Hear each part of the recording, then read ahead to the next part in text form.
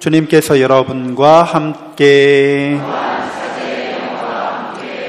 요한이 전한 거룩한 복음입니다.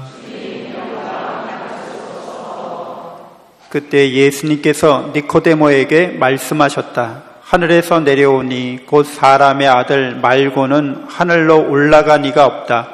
모세가 광야에서 뱀을 들어 올린 것처럼 사람의 아들도 들어 올려져야 한다. 믿는 사람은 누구나 사람의 아들 안에서 영원한 생명을 얻게 하려는 것이다. 하느님께서는 세상을 너무나 사랑하신 나머지 외아들을 내주시어 그를 믿는 사람은 누구나 멸망하지 않고 영원한 생명을 얻게 하셨다.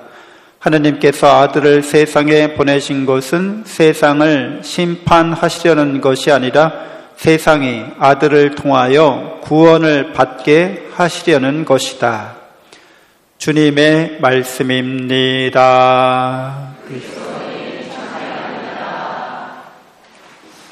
참 예수님, 하느님의 복동이 고맙습니다.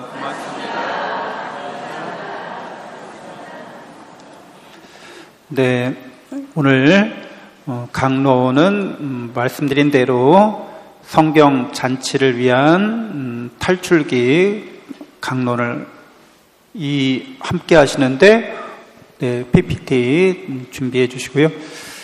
잘 아시는 것처럼 이제 여기에서 시험 문제가 나올 거예요. 근데 여기 시험 문제 빨간 글씨, 파란 글씨, 굵은 글씨, 이게 꼭 알아야 될 내용이겠죠. 네, 그래서 여러분들이 주의 깊게 잘 들어주시면 좋겠습니다. 탈출기, 그러니까 탈출한다는 거죠. 해방되는 걸 말합니다. 갇혀있고 닫혀있던 곳에서 풀려나게 되는 거죠. 그래서 탈출기는 하느님께서 이스라엘 민족을 이집트의 억압과 착취에서 해방시킨 역사를, 구원의 역사를 이렇게 전해주고 있기 때문에 구약의 복음서라고 해요. 신약의 복음서, 마테오, 마르코, 루카, 요한 복음서가 있잖아요. 예수님의 구원의 업적을, 구원의 은혜를 이렇게 전하고 있는데, 구약에서는 하느님께서 이스라엘 백성을 이러한 죄의 억압과 또 착취의 구조에서 해방시켜 주신 이야기라는 거죠. 그래서 이스라엘 민족은 히브리라고도 이렇게 불려요. 그래서 신약 성경에도 히브리서가 있죠. 이스라엘 민족을 그 당시에 그 주변에 있던 또돌이들, 유랑민들이죠. 하층민들을 싸잡아서 하비루라고도 불렀어요. 그러니까 하비루나 히브리나 같은 어원, 같은 어휘를 갖고 있어요. 그러니까 하나님께서는 이렇게 멸시적인 칭호를 받는 이들을 구원하고 해방하시는 하느님으로서 나타나시는 거죠. 그러니까 일제시대 때 아니면 지금도 일본의 극우화된 그런 극우주의자들이 한국 사람을 가리켜서 멸칭이죠. 조센진이라고 하죠. 그 말은 그냥 조선 사람이란 뜻인데 그거 자체가 멸시의 의미를 갖고 있는 거죠. 그러니까 이 당시 이스라엘 사람들을 가리켜서 이집트 사람들이 히브리, 하비루 이렇게 말했다는 것은 그들을 아주 멸시하는 사람들, 그런 칭호를 받는 사람들이었다는 거죠. 그래서 하느님은 이들의 하느님이 되어주신다는 거예요. 놀랍게도. 노예들의 하느님인 거죠. 멸시받는 사람들의 하느님인 거죠. 약한 이들의 하느님이신 거예요. 그래서 어떤 신화나 종교도 위대한 민족의 위대한 신이 이렇게 등식으로 이렇게 나타나죠. 우리는 원래 위대했고 우리의 신도 위대해, 이런 거죠. 위대한 신이 우리를 위대하게 했죠. 근데 노예들의 하느님, 이거 너무 어울리지 않는 거죠. 아니, 너희들의 신은 노예들의 하느님이야? 근데 이스라엘의 하느님, 성경에 나오는 하느님은 약한 이들의, 빈자들의 하느님이 되어주십니다. 하느님께서 모세를 만나서 이제 이름을 말씀하시잖아요. 야훼 하느님. 그래서 이 야훼 하느님의 뜻은 세 가지로 풀이할 수 있어요. 스스로 있는 하느님이란 뜻이에요. 다른 모든 것들은 스스로 있지 않죠. 모든 것들은 다 그것이 있으므로 이것이 있게 돼요. 이게 없으면 그것도 없는 거예요. 서로 연결돼 있어요. 그러니까 이 모든 것들은 스스로 있지 않은데 하느님은 스스로 있는 하느님이라는 거예요. 세상이 없어도 하느님은 계십니다. 이 우주가 없어도 하느님이 계시다는 거죠. 그러나 우리는 저 태양만 없어도 이 지구라는 별은 존재할 수가 없죠. 지구에서 어떤 생태계의 흐름이 깨지게 되면 우리의 생명체들은 모두 존립할 수가 없죠. 그러니까 하느님과 우리는 다르다는 거예요. 그러면서 또한 그 야훼 있는 나라고 하시는 분은 있게 만드는 분이시기도 하다고 이 뜻을 갖고 있어요. 있는 분이고 있게 만드시는 분, 그리고 언제나 우리와 함께 있는 분으로서 나타나십니다. 그러니까 야훼 하느님은 이렇게 연약하고 나약하고 또 착취받고 억압받는 사람들의 하느님으로서 늘 우리와 함께 있다는 거예요. 야훼 하느님께서는 모세를 통해서 이스라엘을 이집트의 착취와 억압에서 죄의 사회적 구조에서 해방시켜 주십니다. 그것을 파스카라고 한다는 거죠. 그래서 우리가 미사 때도 그렇고 또 교회 용어 중에 파스카라는 말을 많이 써요. 여기에서 온 거죠. 영어로 말하면 패스오버라고 합니다. 그러니까 건너가다, 지나가다, 재앙을 피하다 이런 뜻이 됩니다. 파스카 사건으로 구원을 이루어 주시는 거죠. 그래서 파스카 사건을 기념하는 축제, 그 명절 음식인 거죠. 그래서 탈출기에 보면 이렇게 축제 음식을 준비하라고 말하고 있어요. 어린 양, 누룩 없는 빵, 쓴나물인 거죠. 노예살이의 고통을 뜻하는 음식이 뭘까요? 쓴나물인 거죠. 우리의 괴로움, 고통, 종살이, 노예살이에 또 누룩 없는 빵은 누룩을 넣지 않고 빨리 빵을 먹고 떠날 준비하라는 거예요. 그래서 허리에 끈을 매고 지팡이를 잡고 빵을 막 빨리 먹는 거죠. 서둘러서 빵과 이 고기를. 해방의 긴급성, 즉시 구원받아야 된다는 거예요. 즉시 해방되어야 된다는 거예요. 바로 우리는 이제 해방의 밤을 맞이해서 떠나게 된다는 거예요. 그 어린 양의 피, 어린 양의 고기, 이것은 해방을 위해서 희생이 요청된다는 것을 뜻하고 있습니다. 암시되고 있는 거죠. 그냥 저절로 아무 희생 없이 노력 없이 해방은 이루어지지 않는다고 말합니다. 그래서 파스카 해방 사건은 그 이스라엘 백성을 이집트의 종살이에서 하나님께서 당신의 손을 통해서, 권능을 통해서 바다를 가르시고 이렇게 이스라엘을 광야에서 인도해 가십니다. 파스카 해방으로 인한 이러한 자유로운 삶의 목적이 어디 있는지 탈출기에서 이렇게 말하고 있어요. 너희는 시나이 산에서 나를 예배하게 될 것이다. 광야에서 축제를 열게 될 것이다 라고 말하고 있습니다. 그러니까 이스라엘 백성이 해방되어서 광야에서, 시나이 산에서 하느님께 예배하고 축제를 여는 것은 하느님의 은혜를 기억하라는 거죠. 하느님의 우리에 대한 사랑을 기억하고 하느님의 은혜와 사랑의 공동체를 만들어가는 것, 그것이 하느님이 이스라엘 백성에게 원하시고 뜻하시는 바였습니다. 그래서 하느님께서 당신의 이러한 뜻을 이스라엘이 실천하고 따를 수 있도록 모세를 중개자로 계약을 이제 맺으시는 거죠. 이게 바로 시나이산의 계약입니다. 율법으로 이루어진 계약인 거죠.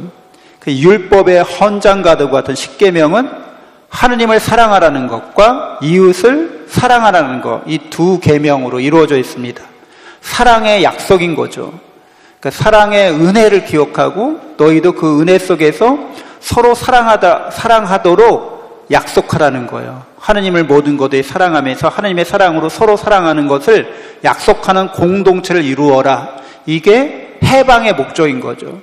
축제를 지내는 거, 이렇게 예배 드리는 것의 목적입니다. 그래서 모세를 통해서 이 사랑의 계약을 맺으려고 모세가 대표로 시나이 산에 올라갔잖아요. 그랬더니 밑에서 백성들이 우상을 숭배합니다. 황금으로 송아지를 만들고 황소를 만들고 그것을 자기들의 하느님이다라고 말한다는 거죠. 그러니까 계약을 맺기 전에 하느님을 사랑할지 세상을 더 사랑할지 결단해야만 했던 거죠. 하느님을 모든 것 위에 사랑하고 하느님의 사랑으로 서로 사랑하는 공동체를 이루어갈지, 하느님이 아닌 가짜 신을 섬기면서 자기만을 사랑하는 이기적인 사랑으로 공동체를 와해시키고 붕괴시킬지, 어떤 걸 선택할지 결단해야 한다는 것을 의미합니다.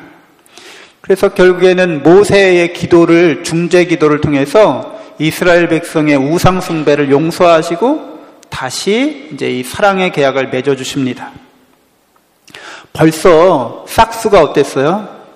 계약을 맺기 직전인데 싹수가 어때요? 잘 될 것 같아요? 안 될 것 같아요? 딱 조짐을 보니까 안 될 것 같아요. 벌써 망조가 좀 든 거예요. 근데도 하느님은 그냥 계약을 맺어주시는 거죠.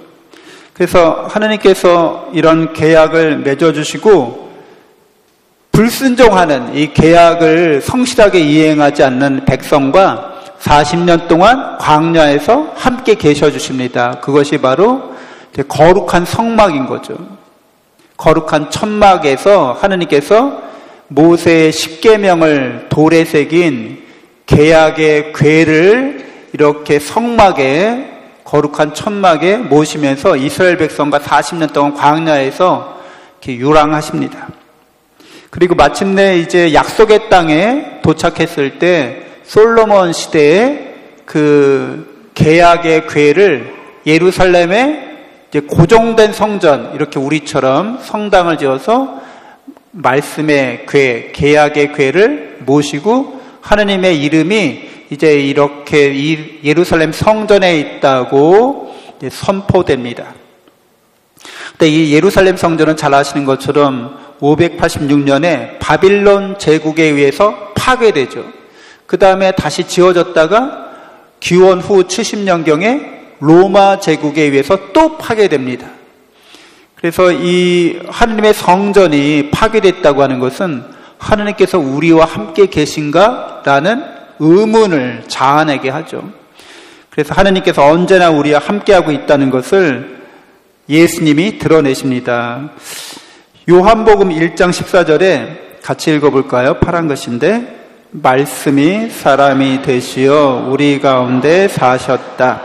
이 성경을 직역하면 우리 가운데 하느님께서 천막을 치셨다라고 이렇게 나와 있습니다. 그러니까 이스라엘 백성과 함께 광야에서 천막을 치시고 함께 하셨던 하느님이란 뜻이에요. 예수님이 말씀이 사람이 되셔서 우리 가운데 천막을 치고 우리 인생의 모든 여정에 동행하고 있다는 거죠. 우리 인류의 역사에 늘 하느님께서 이렇게 성막으로 이렇게 함께하고 있음을 드러냅니다. 말씀의 계약궤가 천막 안에 있었던 것처럼 하느님의 말씀이신 예수님이 우리 가운데 천막을 치고 함께 하시는 것, 곧 하느님께서 성전으로서 우리와 동행하고 있다는 거죠. 그래서 예수님도 당신을 가리켜서 직접 성전이라고 말씀하시죠. 그래서 이 성전을 허물어라, 내가 3일 만에 다시 짓겠다 말씀하신 것은 곧 당신께서 바로 성전이라는 것을 드러내시고 예수님께서 십자가에 죽으셨다가 3일 만에 부활하셔서 하느님께서 영원히 예수님을 통해서 우리와 함께 하고 계심을 드러내십니다.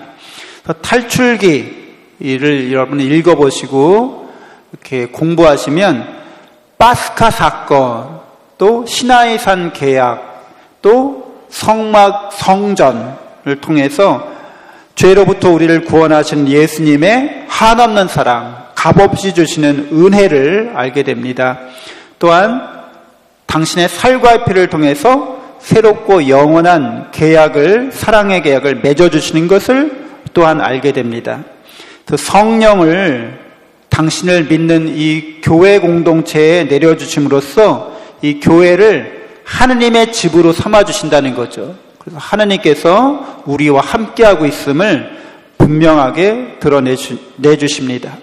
탈출기를 읽으면서 구약의 파스카 사건이 신약의 예수님의 파스카를 통해서 늘 우리에게 영원히 구원의 은혜를 베풀고 계시는 거라는 것을 분명하게 깨닫게 됩니다. 그래서 다시 우리가 탈출기를 읽고 공부하고 묵상하면서 우리가 죄악과 우상숭배가 오늘날에 나에게 있어서 그것이 무엇인지 이렇게 성찰하고 예수님께서 우리를 그 죄악과 죽음에서 구원하신다는 것을 확신하면서 인생의 광야를 예수님과 함께 지나가고 또 영원한 천상 예루살렘에 예수님과 함께 이르도록 해야겠습니다. 잠시 눈을 감고 묵상하겠습니다.